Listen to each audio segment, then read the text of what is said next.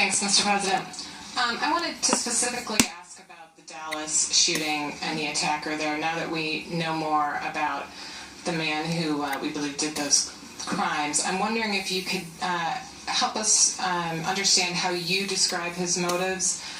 Do you consider this an act of domestic terrorism? Was this a hate crime? Was this a mentally ill man with a gun? How should Americans understand why that happened?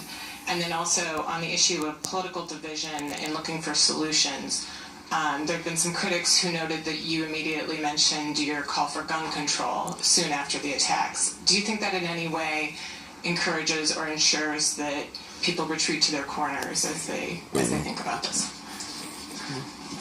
First of all, I think it's very hard to untangle the motives of this shooter. As we've seen in a whole range of incidents with mass shooters, they are, by definition, troubled.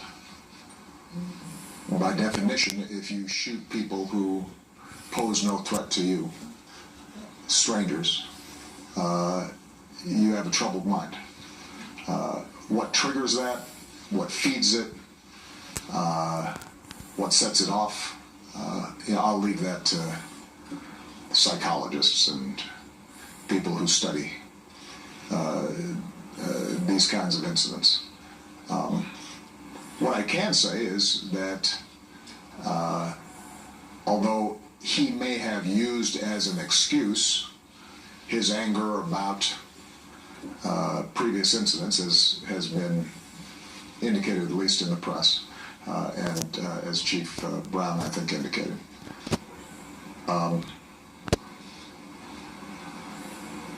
In no way does that represent what the overwhelming majority of Americans think. Americans, to a large degree, want to make sure that we have a police force that is supported, because they know our police officers do a really tough, dangerous job.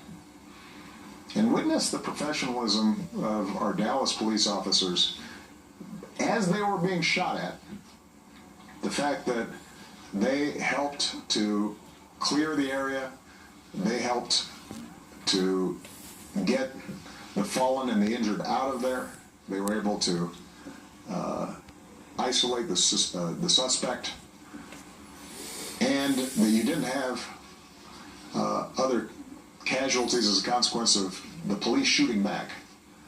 That just gives you an indication of what a tough job they have and how well they do it on a regular basis. So I think the danger, as I said, is that we somehow suggest that the act of a troubled individual speaks to some larger political statement across the country. It doesn't. When some white kid walks into a church and shoots a bunch of worshipers who invite him to worship with him, we don't assume that somehow he's making a political statement that's relevant to the attitudes of the rest of America. And we shouldn't make those assumptions around a troubled Muslim individual who is acting on their own in that same way. Now, with respect to the issue of guns, I am going to keep on talking about the fact that we cannot eliminate all racial tension in our country overnight. We are not going to be able to identify ahead of time and eliminate every madman or troubled individual who might want to do harm against innocent people. But we can make it harder for them to do so. And if you look at the pattern of death and violence and shootings that we've experienced over the course of the last year, or the last 5 years, or the last 10 years, I've said this before, we are unique among advanced countries in the scale of violence that we experience. And I'm not just talking about mass shootings. I'm talking about the hundreds of people who have already been shot this year in my hometown of Chicago.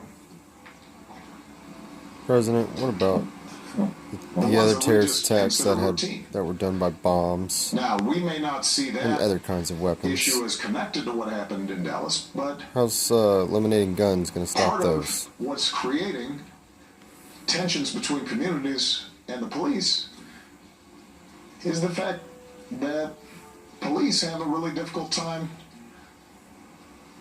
in communities where they know guns are everywhere. And as I said before, they have a right to come home